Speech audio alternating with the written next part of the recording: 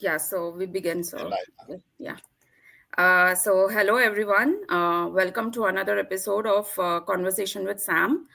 Today, we continue our exploration of the new economy with deep dive into the decentralized economic models. Last session, we discussed the core principles behind the decentralized systems, the considerations that influence their design and implementation. And we also looked at the district of Vadodara in Gujarat with respect to employment generation. Today, we'll also walk through sample case studies of Bolangir district in Odisha and Gurugram in Haryana. And we'll also look into the aspects that require to create one job. So, if you're a student, policymaker, entrepreneur, or simply curious about the future of what our economy would look like, this session is for you. So, without further ado, I would now request Sam sir to continue with the session. Thank you. thanks, Priyamvada. Greetings, everyone. Thanks, Upendra, for organizing little details. Even though you are traveling today, I believe Upendra is on a flight and he can listen to us. So, welcome, Upendra. As you know, we have been talking about jobs for quite some time. Jobs relate to sort of decentralized economy has been our focus for the last couple of sessions. There are lots of experts who have done great deal of work in this area and we can't even scratch the surface. They have spent their lifetime looking at jobs, economy, decentralization, uh, distributed development, circular economy. So there is huge amount of work. The question is, how do you go through this to make sense, especially at a time like this where AI is threatening white collar jobs, the global economy, and sort of US interventions on tariff is creating a lot of uncertainty. So jobs in the short term are a concern, and job in the long term are also a concern. I've been studying, reading, educating myself about the impact of AI. And believe me, it is very complicated. On one hand, you feel that AI will create new jobs like any other technology possible. But then it's hard to imagine new jobs that AI cannot do. The other day we were having discussion with few friends and we started talking about manual jobs. Barber. Can AI do that? Yeah, probably at some point in time.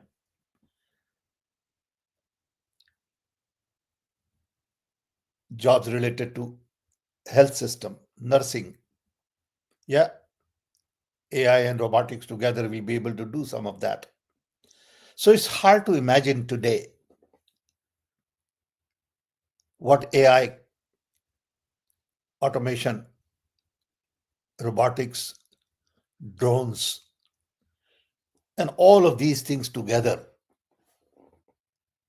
will do and how it will affect jobs. All we can do is predict based on what we know today or based on what we see today. And I think there is just a lot of fog, which makes it difficult for us to see through that fog clearly what will be the future. So, as part of the conversation we were having on decentralized economy, we decided that we will take every district in India, or it could be every county in America, as an independent entity to a point. Nothing could be 100% independent. No country, no business, no community can be 100% independent and still have the kind of lifestyle we have.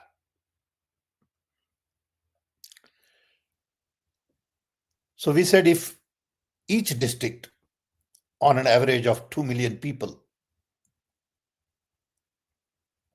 can be seen through job needs, things like how many teachers we would need in 2 million community. So to do that, we decided first to identify working population. So you got to get rid of from that number 2 million younger children to 16, 18 up to, then older people, and you come up with a band of about 50%, 60% of working population, of which half of them are women. So based on conditions in India, we assume that maybe 10, 20% would be in the workforce. In urban areas, maybe in rural areas, they are 100% in the workforce, but it's a different way of measuring workforce. So we said that working population is what we are talking about. And then the district could vary from urban to rural. In urban, it could be a suburban district. It could be a metropolitan district. So each district would become a unique case. And each district, state, or community will have their own core competence. During Dr. Manmohan Singh's time, I had an opportunity to work on Innovation Council. As part of the Innovation Council, we identified around 200 clusters in India. Muradabad brassware cluster, where 500,000 people work. Agartala bamboo cluster, where they make sticks for the agarbatti and many other products. Furniture cluster in Kerala. Food processing cluster in Andhra and Telangana. Pharmaceutical cluster in Ahmedabad and Gujarat. These clusters are basically part of a decentralized economy. They define core competence of that area. These are very powerful clusters. Unfortunately, clusters are not organized in a manner where there is collective voice of all the brassware people. There are no formal associations. There are no formal representation with the government. And as a result, demands of these people don't get met. They don't get proper loans. For example, in Morbi, in Gujarat, there is a massive cluster of tile making. Today, they are the largest tile making cluster in India, and they are competing with Chinese. When you go look at that area, you find pollution is a problem because all the dust coming out of all these factories have not been handled properly. Some of these people don't get loans, so they work with the families and connections to fund each other. So these clusters form a very large opportunity to create new jobs or traditional jobs that can be modernized. And you could have cluster in multiple districts. I'll give you a couple of examples just to set the stage. When we went to brassware cluster, met with a lot of people, um, called them to Delhi, understood their challenges, and we found that the furnace that they use is 80-year-old design. And as a result, it creates a lot of smoke and people have lung problems.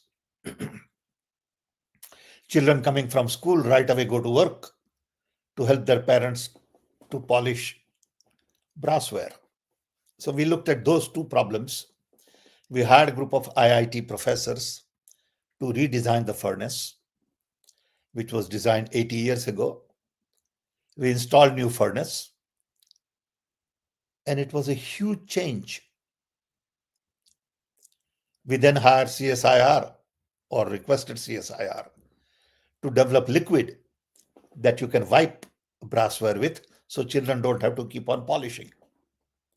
So children can do their homework when they come home and not go to factory. So these are solvable problems if you take a different approach. Similarly, in Agartala, we found that our bamboo was not straight. Chinese bamboos are straight. So you get more productivity out of it or more material out of it. So we ask our scientists to develop bamboo that would be straight. We redesigned the tool to cut this bamboo.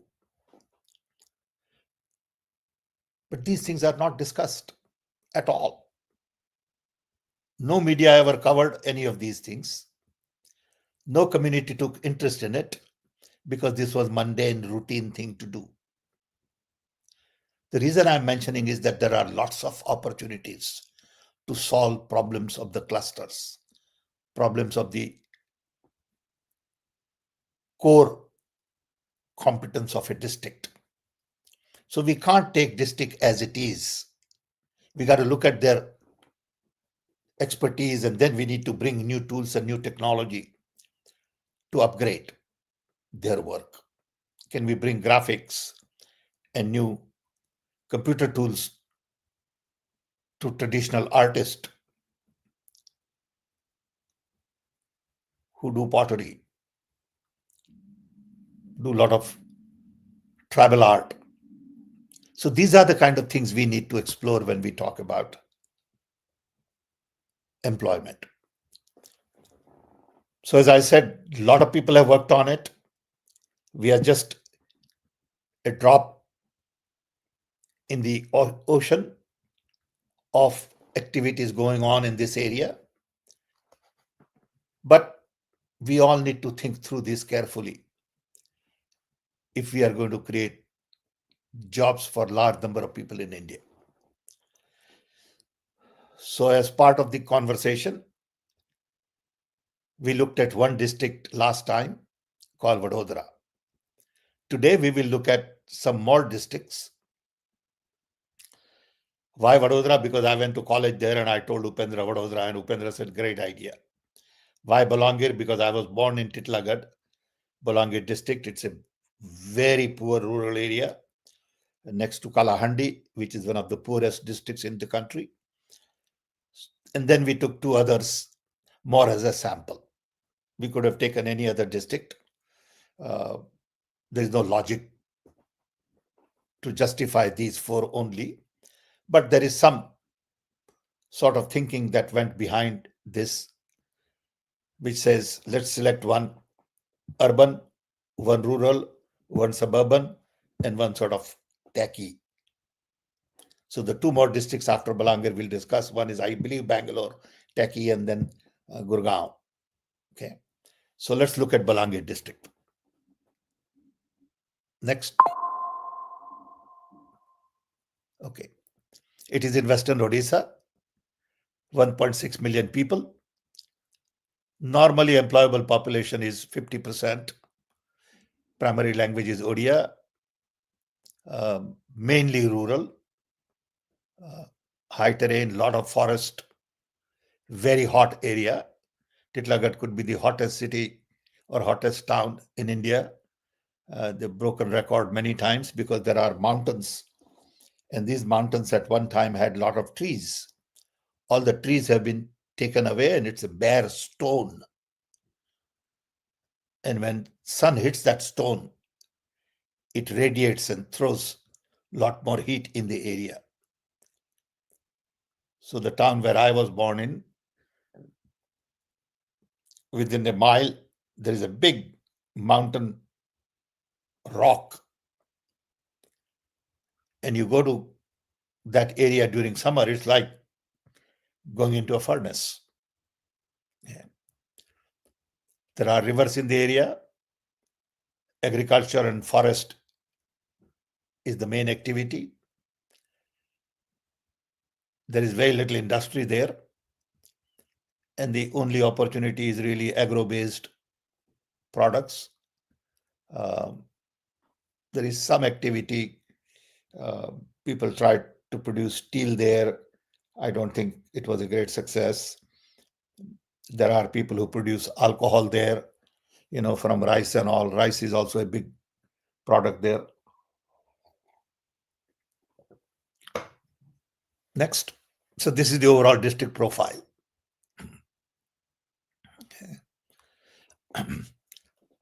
Very low education. Okay. Um, Health is also very poor. So you can see the job share today: construction, professional service, infrastructure, business and industry. And it's very clear that agriculture and food is the big area, but there is very little food processing industry.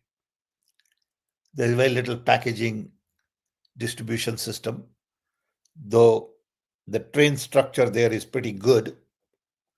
There's a train that goes from Raipur to Visakhapatnam, and then there is another train that goes to Sambalpur, Hirakund Dam and all. So there is a fairly reasonable connectivity in spite of the fact that it's a pretty rural area. So you can see here key considerations in each area and impact on the job model. Next. So this is the distribution of job. 880,000 jobs because of employable population. If I was to guess here, I would say today unemployment there could be as much as 40%. Doesn't matter what the government numbers say. Okay. You go ask 100 employable people in that area, and 40% will tell you that they're looking for work. Okay. So at times the reality on the ground is very different from the numbers that government data give you. Next.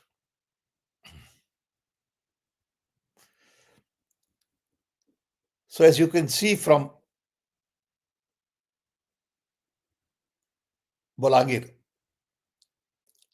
that in rural areas, as expected, we got to create jobs in food, agriculture, handicraft. It's going to be hard to bring industry there because it requires a lot of capital.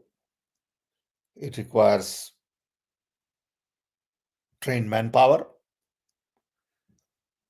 and it won't happen overnight. But these districts are close to other districts which has industries. So you can't look at these districts in isolation. So on one hand, you got to focus on district. On the other hand, you got to focus on all the other networks around. A classical example would be Gurgaon. What Gurgaon did in the last 40 years is remarkable. I remember once I was on a flight in 1980s, and gentleman sitting next to me owned some restaurants in London. And we started talking, and he said, I'm going to India because I'm going to buy some 5-acre land in Gurgaon. And he told me where, and I said, why would you do that? I said, don't make sense to me. He said, no, no, no, no, this is going to be very important. I was naive that why would somebody having a restaurant in London go buy a land 5 acre in Gurgaon, because then it was just a farm. And today I'm sure that land is probably around 50 crore an acre. So he saw the potential. So Gurgaon, a district of 3 million, really took advantage of being next to Delhi, connected with Delhi, took jobs and people into a better sort of area with more space. And Gurgaon has become now a big metropolis. You go to Gurgaon, it doesn't look like farmland anymore. A lot of farmers became very rich. And here I'm sure unemployment rate is much lower. They have 3 million people, and again, about half of them are employable. And Gurgaon is a success story. Of course, there are implications on environment, there are implications on, many other things. But what Gurgaon could do in 30, 40 years to create wealth because of Delhi is an example for many smaller communities connected to big metropolitan areas, whether it is Pune, next door to Pune, or Hyderabad, or Bangalore, or Chennai, or, Ahmedabad. You can name 20, 30 top cities of India and see what you can do to neighborhood around those cities, including cities like Indore and Bhopal, and, naturally Calcutta is very big. But how do you do this planning properly? How do you define linkages? How do you create jobs that could sort of create development in this area with the linkage with a big city? Next. Again, same matrix, job category influenced. Here you can see professional services 25%, business and industry is 20%, and there is hardly any agriculture. Okay. And this is an example of what 100% agricultural community was 40 years ago and what it is today, and how that transformation took place. Some of it is good, some of it is not that good. It may have created pollution, it may have increased, crime, drug, whatever. I don't know all the details. It varies from place to place. But there is also a price to pay. That's what I'm saying. Okay. Because lifestyle completely changes with development. Okay. But income has increased, comforts have increased, in terms of electricity, air conditioning, cars, roads, hotels, restaurants, shopping centers, big homes, all that has become a reality in Gurgaon in last 30, 40 years. Next. Again, the same pie chart. Okay. And you got to play with this in terms of all the numbers, saying how do you increase professional service? And these are a lot of call centers and all that here in Gurgaon. Okay. Now, with AI, a lot of these professional services are going to be hugely impacted. AI is going to automate all of the white collar jobs, even high paying consulting jobs will be taken over by AI. Almost 30 years ago, when I was uh, building this wallet company uh, in 90s, I needed all the data on credit cards and you know airline cards and all that. And the only place you could have that reliable data was at a consulting company like McKinsey. So we hired McKinsey and Company, paid a lot of money as a consultant to really do a business plan which has data on how many credit cards with American Express and Visa and Mastercard and banks and airlines and uh, points and rewards and all that stuff. Today, all of that stuff is available online. And just in 20 years, the role of consultant has changed completely. So all these professional service jobs are going to be affected. What will they do? I don't think we have thought through it yet. I'm sure you heard last week or so that TCS laid off large number of people. And I'm sure this is the beginning of a series of announcements that we will see. It may come from other companies as well. So all software jobs are going to be affected with AI. Even Microsoft is laying off people. People are not hiring young interns anymore because you don't need a young graduate to make slides anymore. Because I remember when my son graduated in his generation, all the young kids went to work for banks and consulting companies, basically making slides, PowerPoint presentations and collecting data and analyzing. All that can be done by AI. So you don't need them. And this is the transformation that is going on. So the job of the consultants are changing. Job of the um, interns and entry-level people will get affected. So everything we are discussing here has to be seen also in light of what would AI do to these jobs or is doing to these jobs. Next.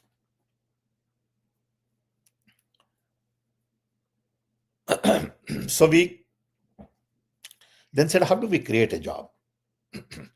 To create a job, you have to make an investment. Not only that you need to give them desk and chair or, production line place. For example, for farmer, you need land. Or on the same land, you need to do more, grow more, get better productivity, use technology and people to increase productivity substantially. I think several years ago, I saw in Wall Street Journal an experiment in Silicon Valley by a bunch of technocrats that took 1 acre land and used all kinds of sensors and LED lights, and they could increase production according to that article. I have it somewhere. We can find it. They could increase production 20 times. 20 times, not 20%. Now, I don't know how much of it is true. I don't know what production, but the fact is you can use technology intensely to get more out of your land. We know sometimes soil is eroded, we don't pay attention. We keep putting more and more fertilizer. We keep growing same thing over and over again. We don't mix multiple crops. We don't um, use drip irrigation. So if you keep the way your practices are today intact, you don't get much productivity out of land. Then you need new land to create job. So in farm sector, technology is the only answer to create new jobs. Then you take that product and do food processing, packaging, you create jobs in logistics and all.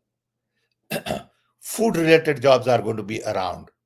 The question is how much of that is going to be automated. School teachers are going to be around. I don't know about a lot of the college professors and all, but you need kids to be able to read, write, do math, and comprehend. If you can't read, write, and comprehend, it's a non starter because then AI or any other technology can't help you. So, this basic skill has to be taught in school. After that, you're a self learner, as I say. And then you can decide whether you want to be in vocational training, to be a plumber, electrician, welder, carpenter, blacksmith, or scientist, engineer, technocrat, professor, philosopher, you know, economist, business. And there are jobs in each of these areas. What does it take to create a job? This will change. Because earlier, to build a university, you needed 125 acres, buildings, campus, football field, swimming pool, whatever. Now, to create a campus, you can do it online. Okay. Now, when you're online, what kind of jobs you are creating? Is it about content creation?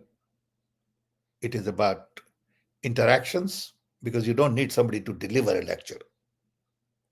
So everything will change. Our definition and job titles will change. Next.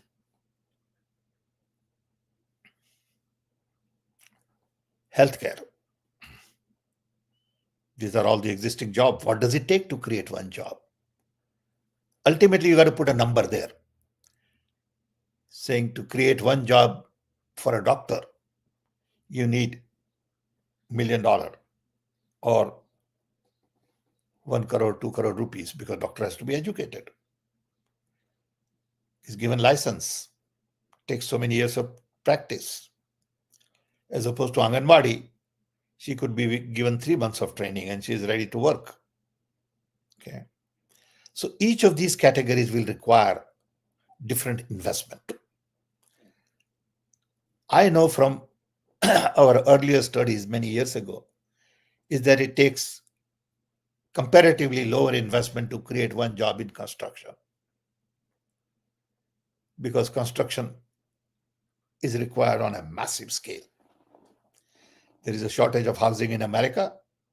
There is shortage of housing in India. There is also a need to upgrade housing everywhere, whether to add something, fix something, improve something. Construction, especially for housing, because now the business real estate is ample. We are finding that more and more people work from home, and there is a glut, at least in US, in many cities, of office space. Yeah.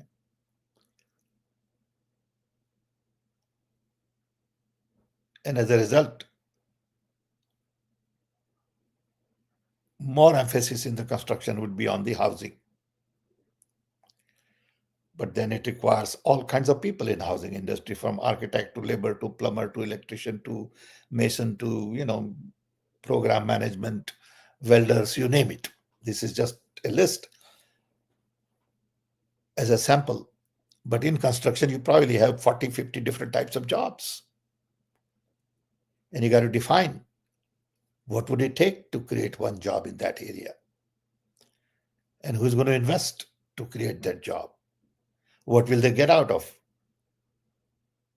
that investment? So this is another way to look at job creation. Next, professional service. Similarly, infrastructure. Infrastructure requires a lot of investment to create jobs. Railway is a good example. To create one job in railway or telecom requires a lot of capital investment. Okay. Next, government. Job of a police will remain even with AI. You will need police. You will need security. Okay. You may not need admin clerk, but police would be required. Okay. Um, Similarly, in manufacturing, there are lots of jobs in manufacturing: sales, marketing, software development. This is just a list. There are categories already listed in the government. You can look at those categories. This is just to give you an overview. Next.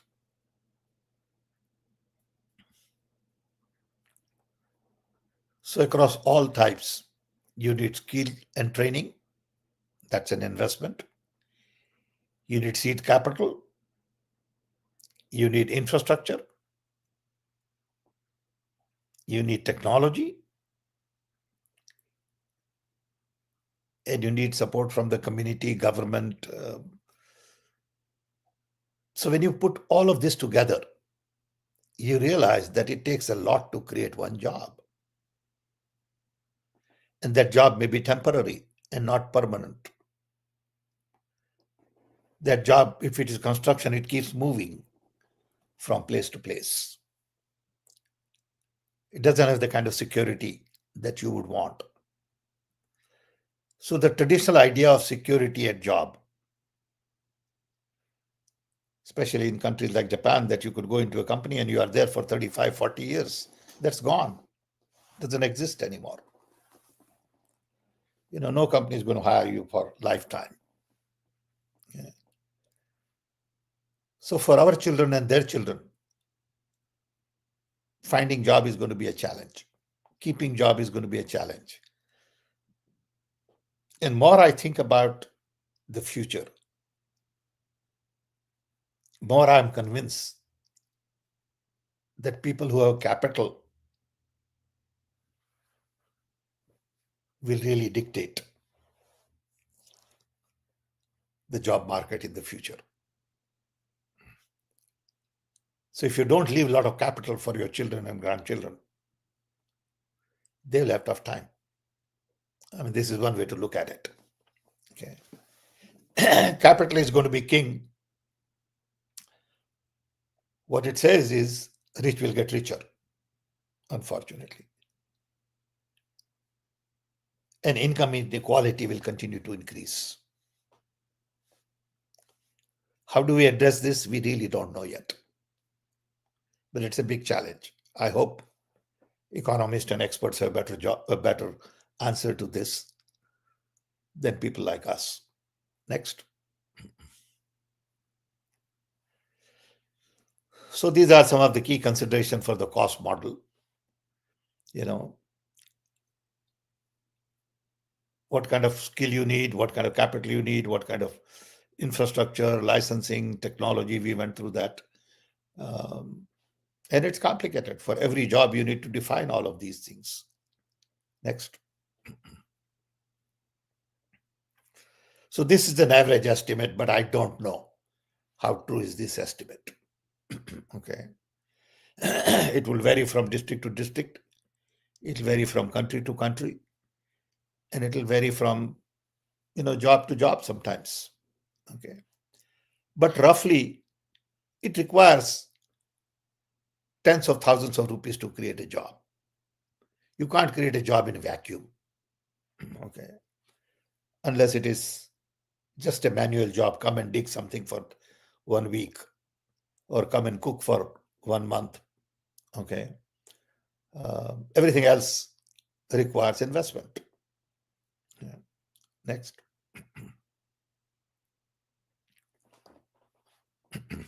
And there are additional costs. Okay. There are costs related to where the job is, costs related to government subsidies and all that. Okay. Insurance cost, tax. So it is a pretty complex question we are addressing.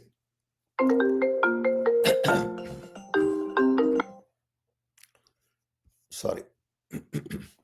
Okay. Next.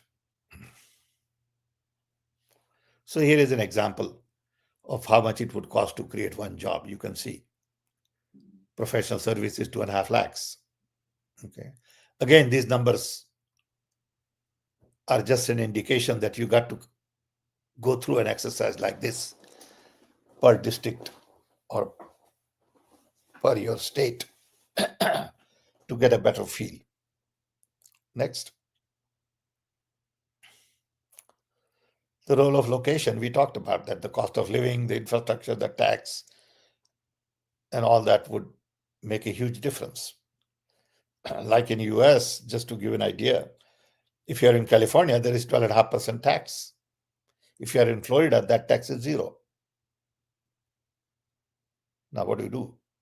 Do you want to move out of Florida, California out of Florida? Well, some people do, but most of them don't. Okay. So the cost of living is higher in California compared to Florida. Same would be true in India compared to Delhi. Cost of living in smaller city would be much lower, but that's standard. But you got to take all of that into consideration.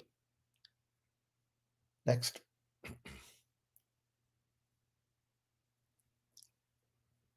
Yeah, here is an example of same job in different district.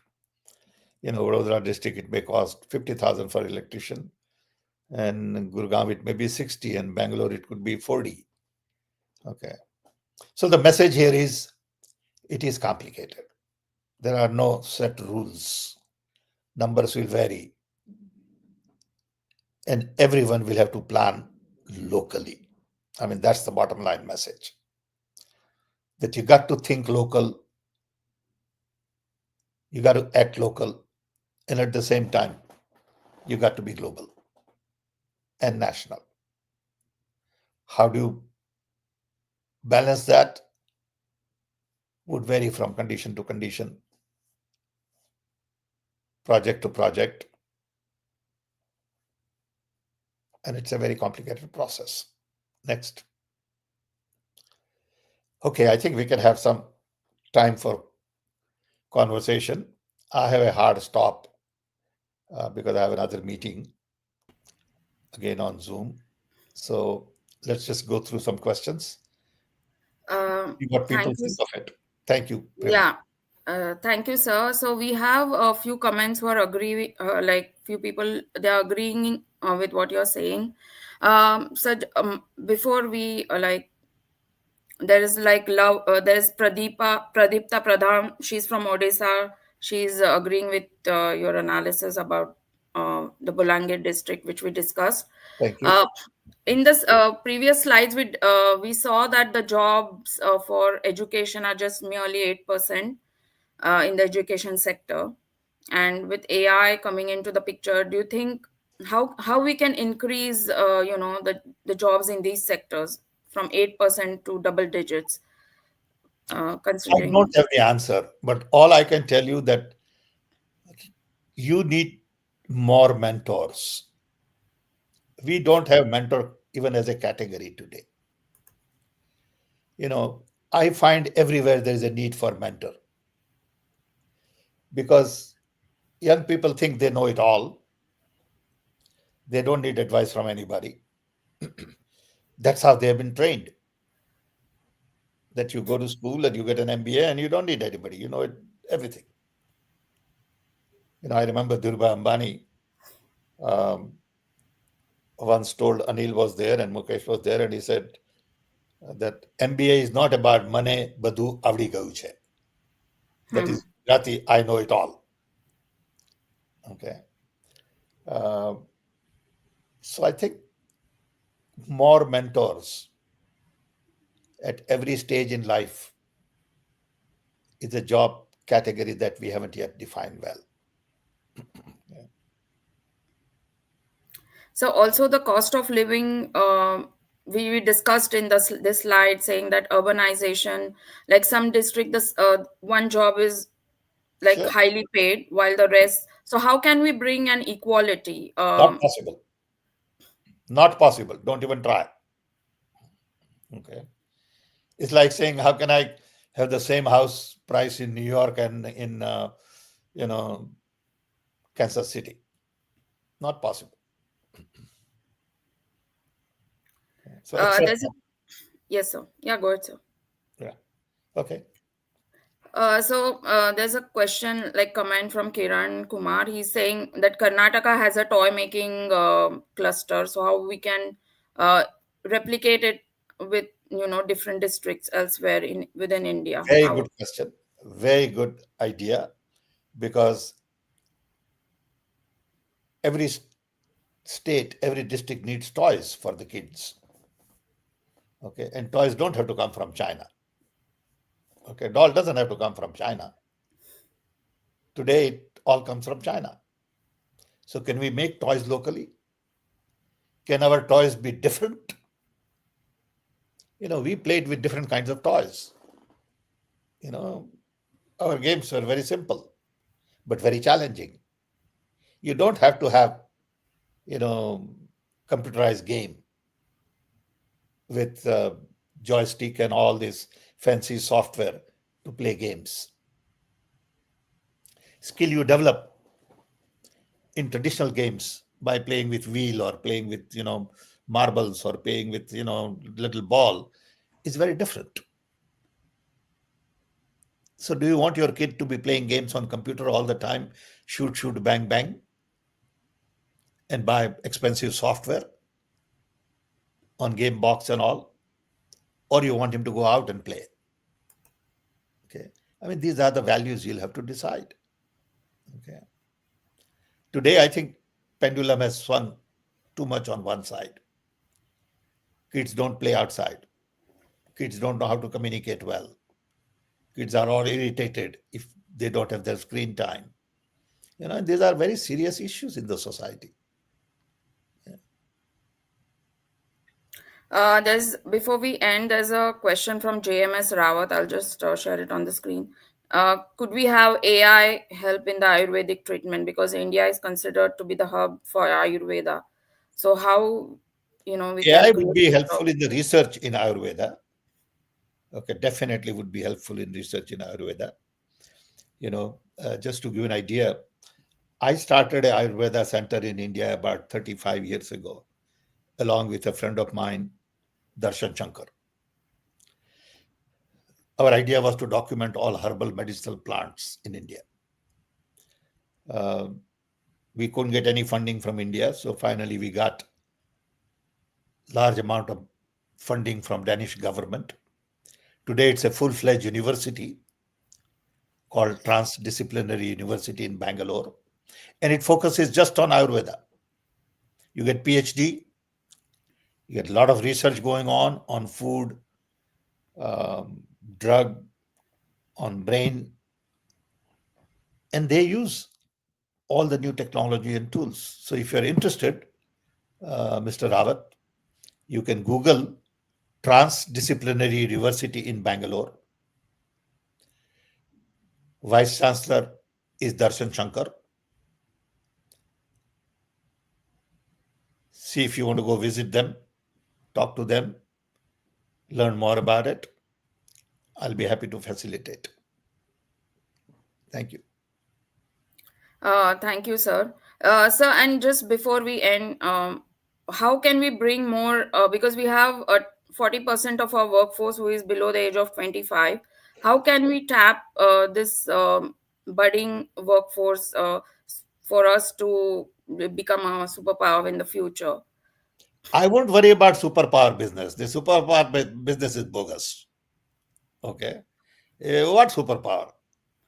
Okay. Let's just worry about building a nation where we all would be proud of, where there will not be hunger, there will be less crime, there will not be poverty, there will be decency. Okay. Superpower could mean building more missiles to kill everybody. Okay. That's not the superpower I want to be. Okay. I want to be a superpower where people feel comfortable, secure, proud, happy, content, have meaningful work, meaningful family. To me, the definition of superpower will have to change. You know, we are all on wrong track today.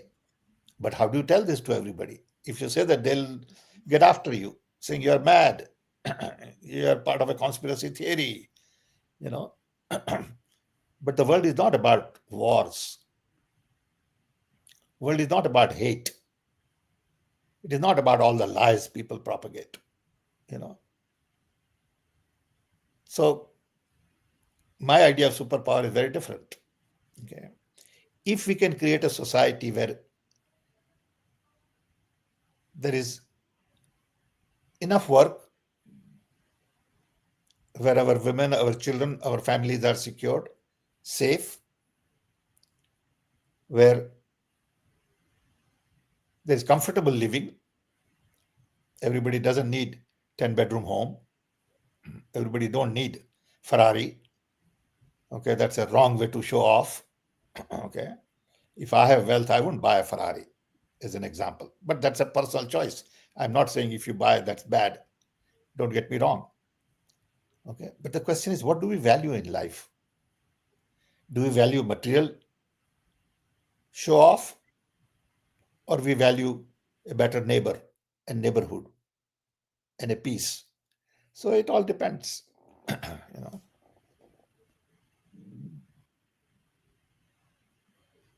okay. Absolutely, sir.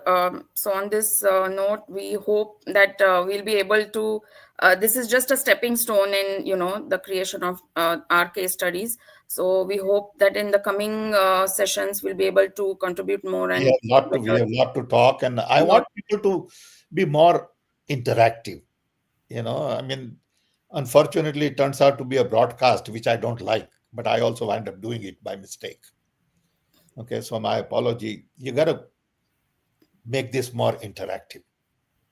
Absolutely, sir. Okay, because there are good people, there are smart people, they have questions, comments, you know, and this platform is for everybody.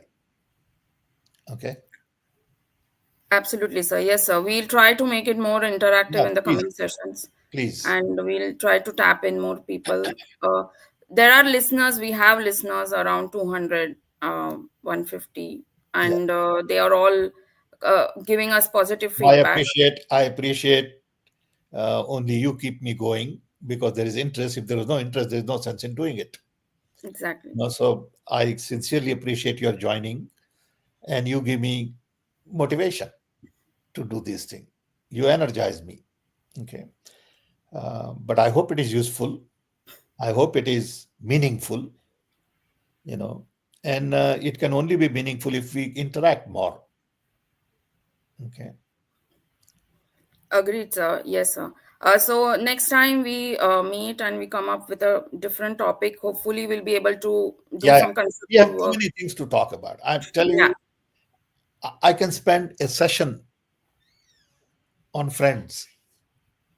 I can send a session on family, on self, on values.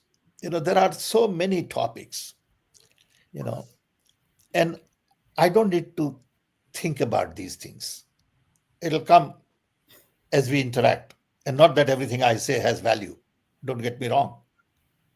But I want to share. Okay. I want to explore with people. And in the process, we'll all learn something. Okay. so there's a request next session. We can do it on leadership. Oh, There's that'd a be great. request. We Yeah. can do series of I have 16 lectures on leadership already videotaped. 16 1-hour lectures on videotape. Okay. But you got to study. You got to get involved. You got to practice. So I'll be delighted to talk about leadership. Okay. Let's do that. We can do a series on leadership. Okay. Hello, Priyamvada, are you frozen? I Hello. think she is maybe we can. Thanks, if you're Upendra. Are good. you still on a flight? No, I just landed in Washington, D.C. Okay, good. Yeah. So can Thanks, you hear Upendra. me now? Yeah, Yeah. we can hear you now. Thank you. Okay. Thanks, Thank everybody. you. Thank you. Thank you, everyone, for joining. Thank you. Thanks, Upendra. Thanks. Sorry, I have to leave early because I have another Yeah. call. No worries. Okay. Thank you. Thank you.